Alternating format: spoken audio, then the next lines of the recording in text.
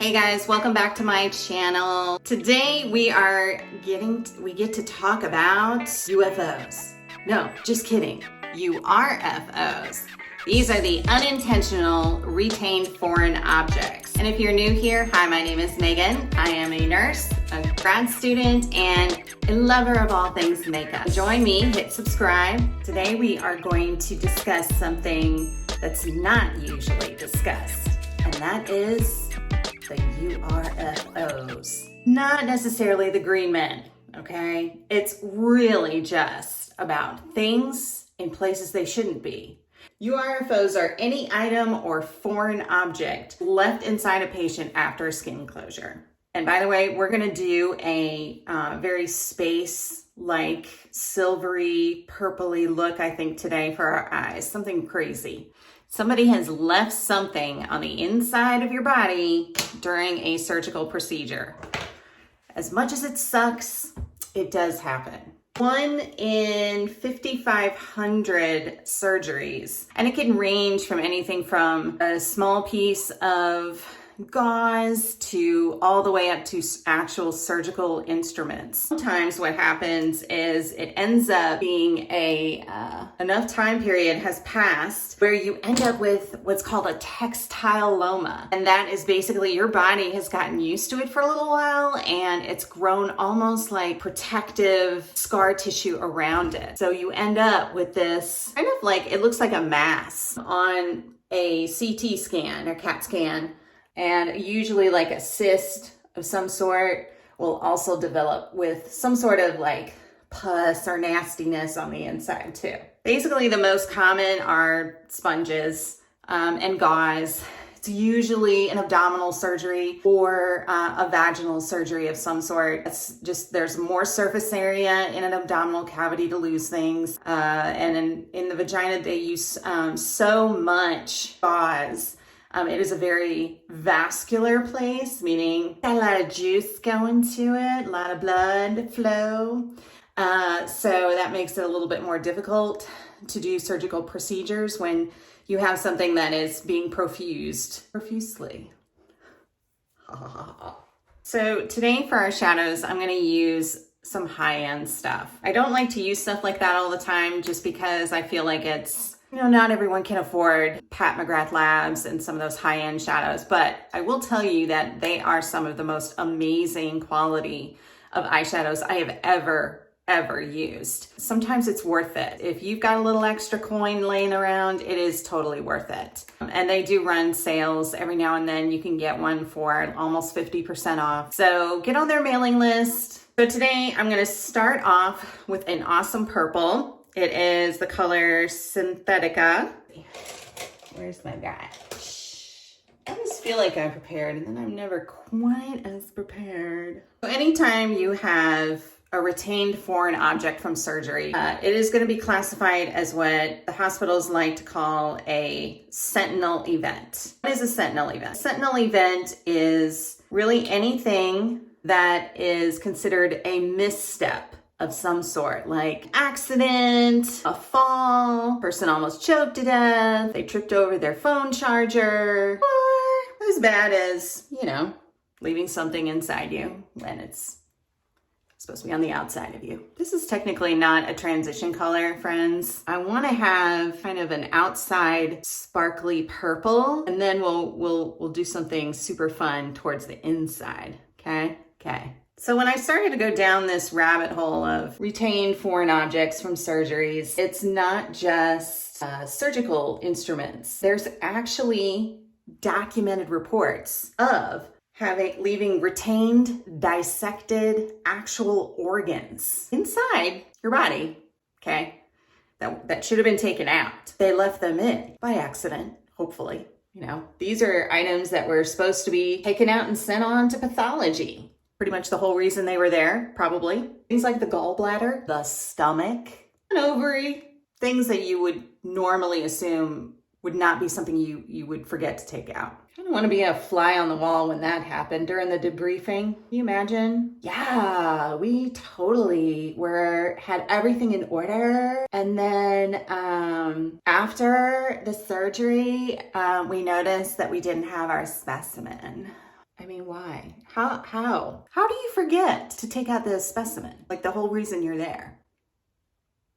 I mean, it's not the same thing as walking into a room and forgetting why you're there. We do that all the time, right? But in surgery, you're there to take out the gallbladder, for example, or part of the stomach, for example. And instead, you're wondering where it went. I don't know. We're gonna use the new Mcgrath palette that I have. It's one of the Mothership ones. I'm really bad. But here's what it looks like. Gorgeous. So I'm gonna take this color here.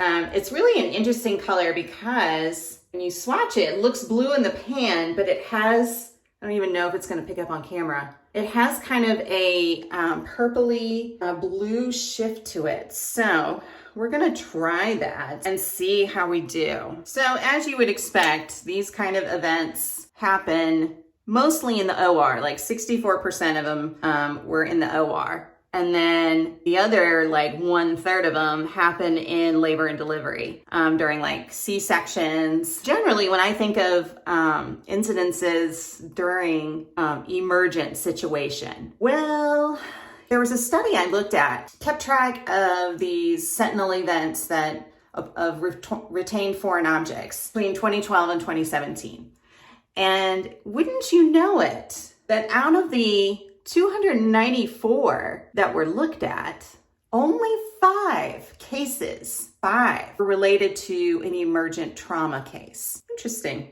Y'all, all I'm doing here is making myself a nice, really prominent black eye situation. And then we will do some cool things with it. All right. Nobody freak out. It's gonna look great. So you're wondering, or maybe it's just me, it's possible. When did they figure it out? Oh, there might be something, we might have made a boo-boo. Well, as to when exactly did they figure out that they had made a boo-boo and that they needed to go back in and either take something out that was supposed to be taken out or retrieve said item that they used to fix you. So believe it or not, only 37% of these cases where things were left inside were discovered while the patient was in the hospital following a procedure. And then 48% were found after the patient had been discharged home. And 16% were not found until more than 30 days had passed, which is a lot of like the benchmarks for success and positive outcomes for patients that hospitals are monitored on by their accrediting agencies is their 30-day outcome. More than 30 days had passed before they were noticed, 16% of them. Also, six cases discovered a year afterwards. 23 cases, not just one, not just two, but 23 cases were unknown.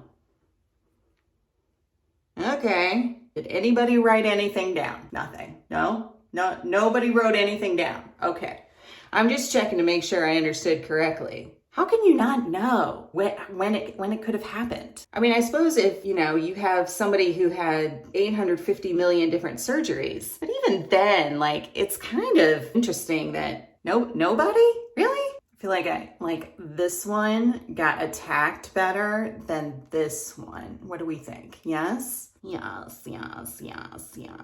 So imagine how much this cost, if you will. So it's estimated that $70,000 extra in care was given. And that's just an average. It's not like the most, it's not the least, it's an average. So it was a lot more probably, more than likely. Over $150,000 average was like compensation, settling for the case. That is insane. I actually thought it would be a lot more, in our litigious society that we've got going on today. Ooh, did you hear my Midwest come out there?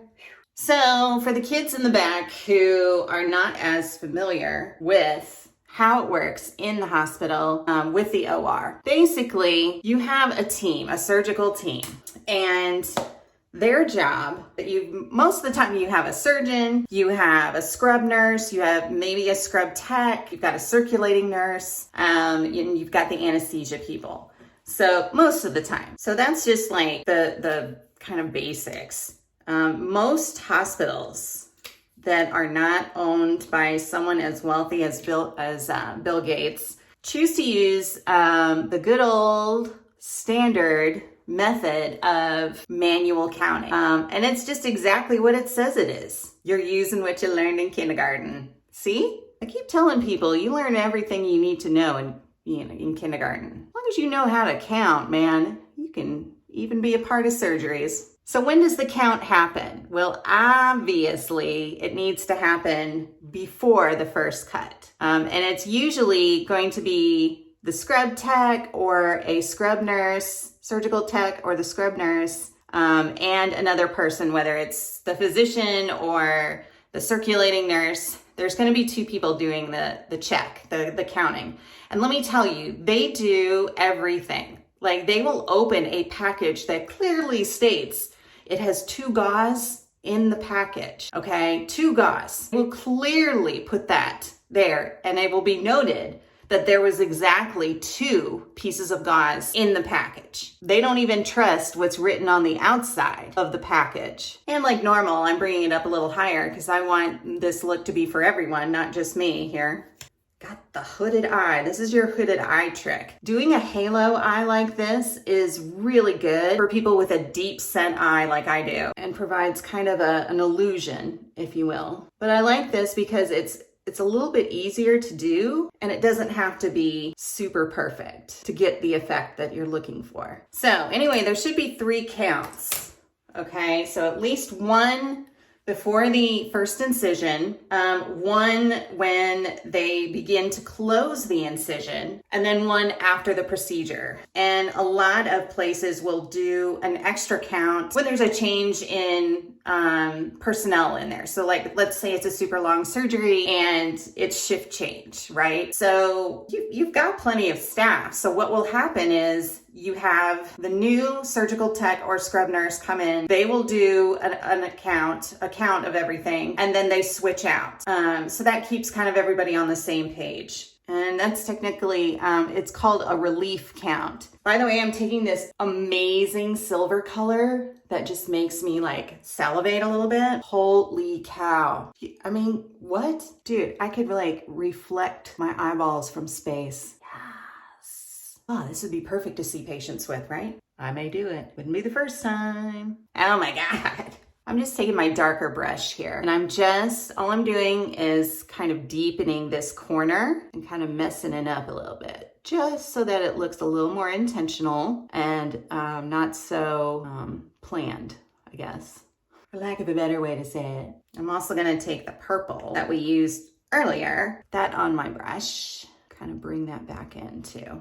So if you worked at Bill Gates' hospital, hypothetically, of course, I don't even know, does he own a hospital? I mean, I guess it wouldn't be that hard to believe that he would own a hospital. But anyway, before we go down that rabbit hole, if you worked at a facility where money was no option, one of the cool technologies out there is a barcoded counting system. So basically every single thing would have its own barcode in which you log into a program, you scan everything, and then that count would then go to the medical record, showing that yes, it was accurate or it wasn't accurate, here's why, blah, blah, blah, blah. That is an extremely expensive technology that hasn't quite made its rounds yet, literally. So some of you have seen me do this before, but if I'm gonna do a good liquid black eyeliner, I like to mark out my surface like a canvas. So what I'm gonna do is I'm gonna take my felt tip marker, which is usually what I use to map it out. I will go slightly below and following the angle of my eyebrow. I'm just gonna try to go that way, except I think I messed this one up, but that's okay. It doesn't really matter how thick it is. You just wanna have that kind of whoosh look. I'm gonna do the same thing on the other side. I'm gonna look to see if they're sort of even, which is a miracle if I get it even. Literally a miracle. I don't know who can get it even like 100% of the time. Like that's just a skill that I don't even know if it's humanly possible. to do that. And then I'm gonna take my liquid paintbrush, which is the Liner Intense from L'Oreal, because I think it's a little bit easier, especially if you're not used to being really steady-handed. Is that even a word? It's easier to use to fill in than a pen, which kind of dries out a little bit if you're not careful. How did that one turn out like crazy and this one turn out fine? Why? Why is it always like that, friends? Make me so crazy.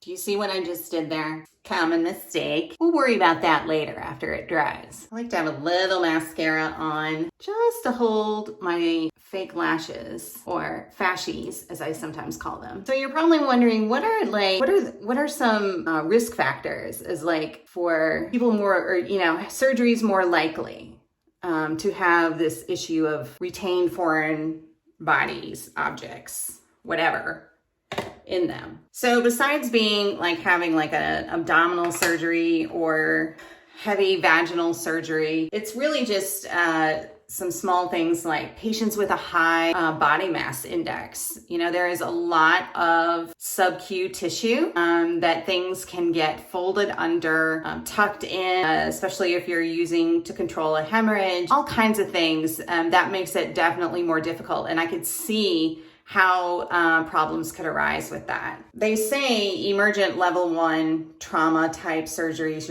the risk factor is high. They say it's 9 times more likely to happen with an emergent surgery like that. I feel that with the numbers earlier that were reported, there were only 5 surgeries that were reported during a trauma type case. So I'm not sure that it all matches up, and it probably varies year to year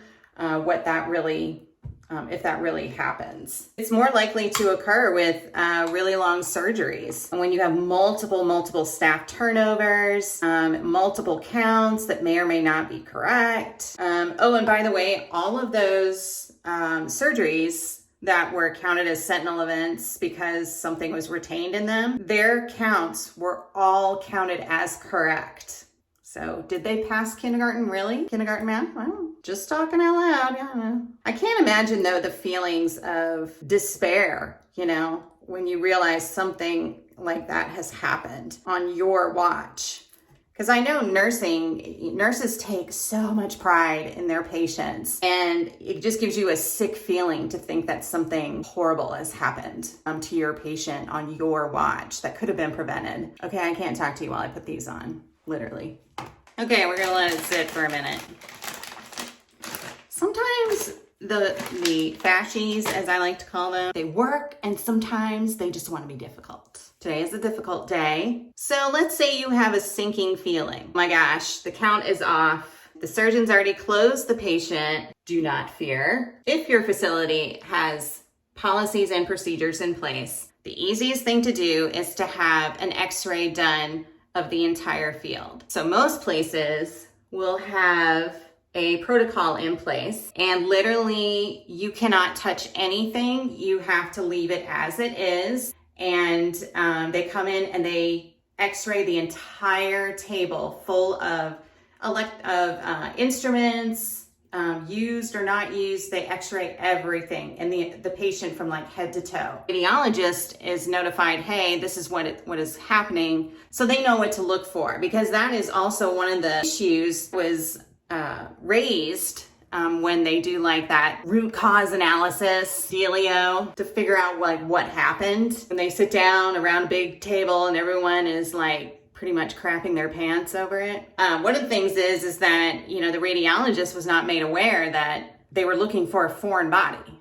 There was no reason given. So when that happens, you got to give the radiologist a little heads up, So there was obviously a communication breakdown. Faux show. So when they looked at all of these cases between 2012 and 2017, there were some things that stood out as far as why this was happening. We just talked about like communication. That is probably that was one of the bigger ones. Interestingly enough, here we are, and you would think everybody is playing in the same century. one of the problems they noticed was medicine is progressing at a high rate. Staffing is still back in the 1950s. For example, the #1 problem that was listed was hierarchy and intimidation. And what do I mean by that? Okay, hierarchy. It's not hard to imagine if you watch any kind of medical TV show where they're showing the submissive nurse, you know, hanging out and doing whatever the physician, who is male, and the nurse is female, whatever the male physician wants. Still seeing that kind of behavior shown on television and in movies. By the way, there is such a job where you are a consult for the movies and for TV. Yeah, it's like a medicine consult, and you try to like tell them, hey, it's really not acceptable to use IV tubing as a breathing tube, for example. And you can always tell who listens and who doesn't. And it's another reason why I can't watch those. So with the hierarchy, it's also internal. So nursing still has the habit, unfortunately. Places still have the habit of, you know, the older nurses, the more experienced nurses get a kind of, they get the better cases, the better hours, more respect from, you know, whether it's the physician or just, you know, everyone else in general. And so there is that kind of intimidation factor as well, and a hierarchy of, okay, so they're new, they have to learn their chops. So, you know, we can't necessarily trust what so-and-so said because we don't know her, we don't know them. The intimidation factor is still alive and well. There is still kind of an old school way of thinking. I will say that. It has gotten way, way better.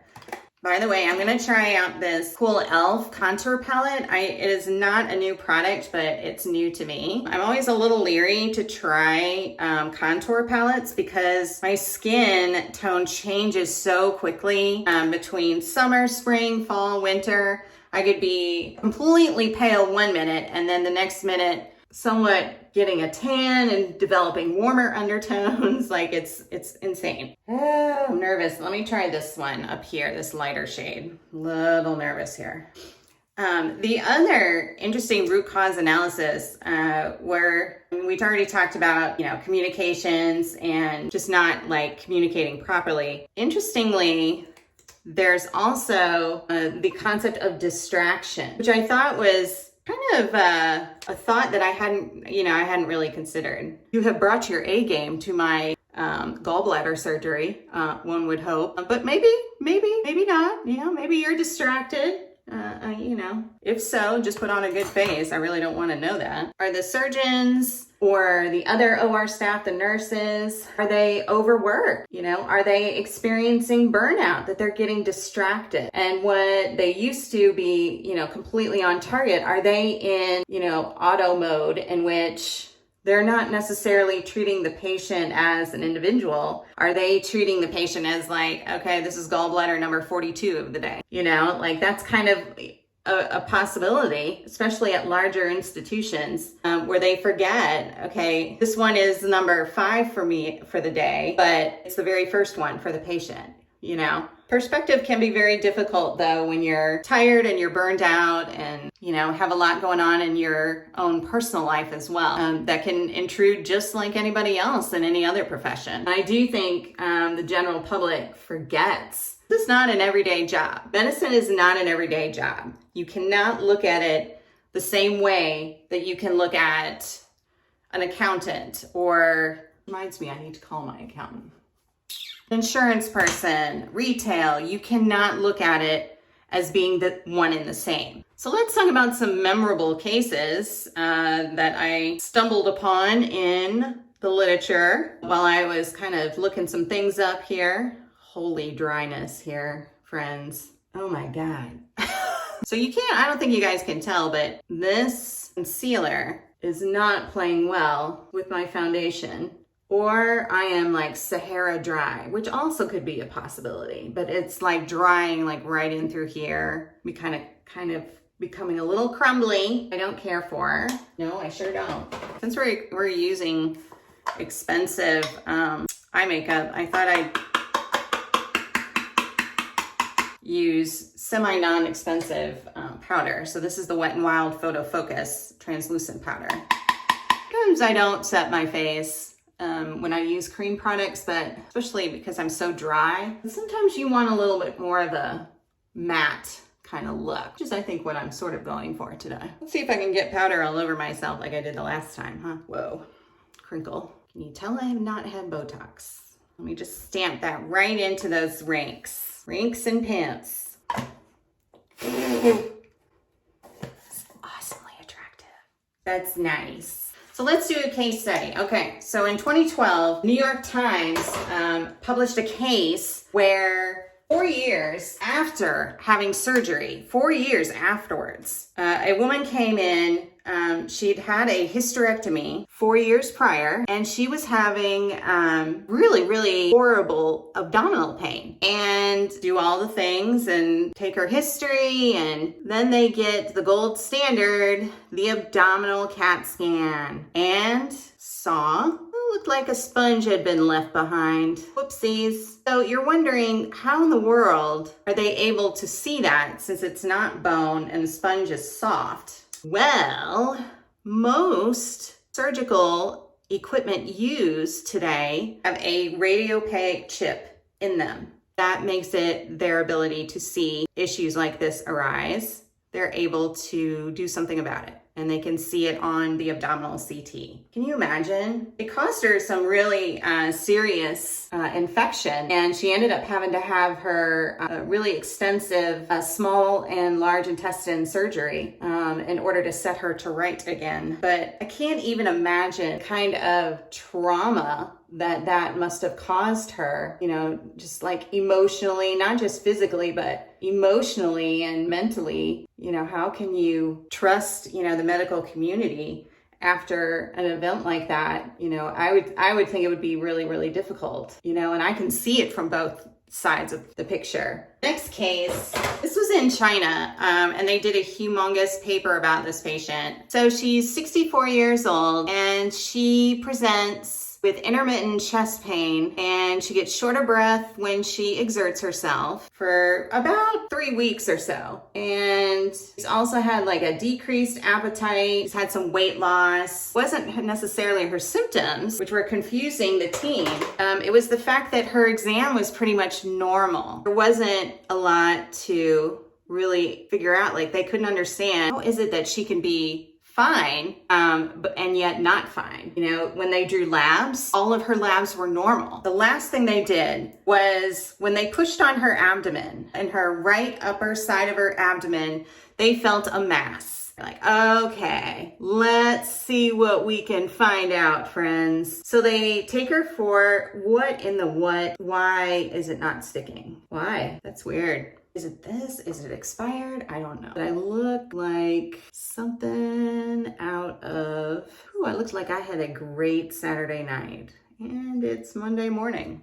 So also, our patient's history was the fact that she had controlled hypertension. So she was being seen for that, and everything was fine. And oh my God, this one tear, what in the world? Somebody help me right now.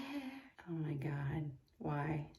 I know what you're thinking. You're like, why did you even put them on then? Also, in her history was the fact that she had 39 years prior. She was in a terrible car accident. She fractured some ribs. She had a massive liver rupture, which required her to have surgery. You know where I'm going with this. I'm pretty sure, right? Yeah.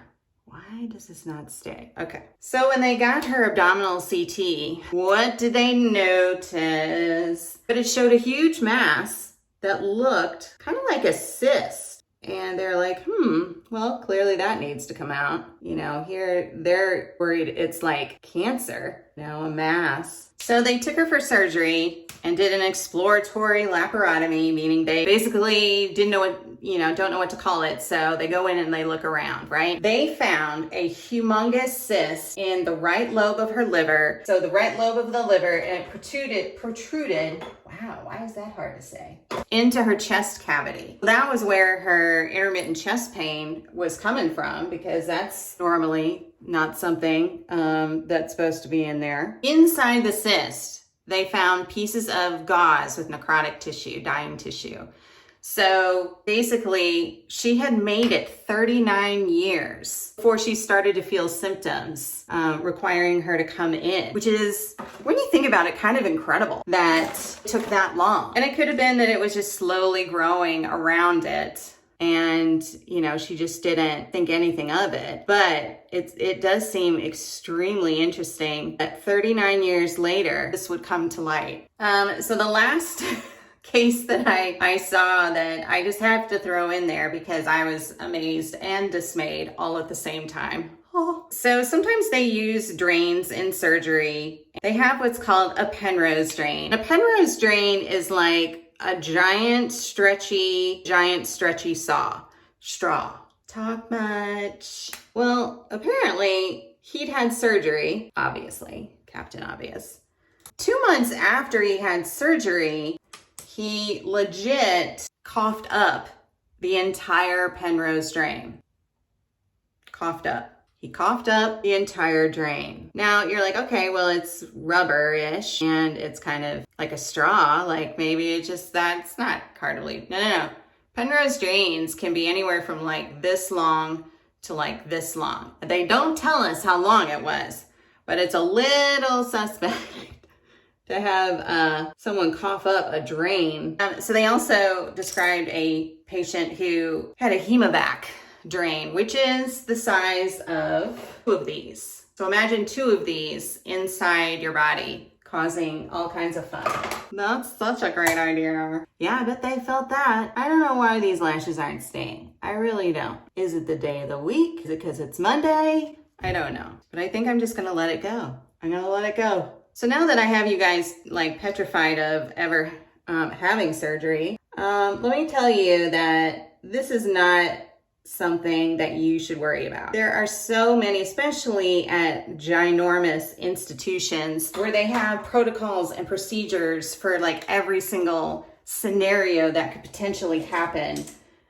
They have something in place that will be safe. You know, one of the things they started doing years ago, exclusively only using surgical equipment that has a radiopaque chip in it. They also talked about using a lot more of the team steps approach with communication. Having been in the game since 2005, like, I can see the change over time. Guys, I'm also trying a new highlighter today.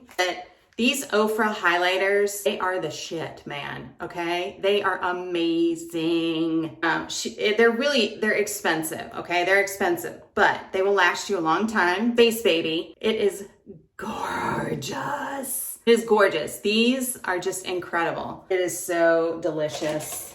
Oh my God, I'm probably gonna put way too much on. I don't even care. Hello. Oh my God, it's so pretty. Oh my God, I put way too much on. And again, I don't care. Okay, I gotta stop. I'm getting out of control. Oh my God, it's so pretty. Let's put some there too. Why not? Take me to your leader. Isn't that what aliens are supposed to say? That's it for me today, you guys. I hope you had a great time talking about retained foreign objects. I had a lot of fun. We did kind of a space, crazy themed eyeshadow look. It was super fun.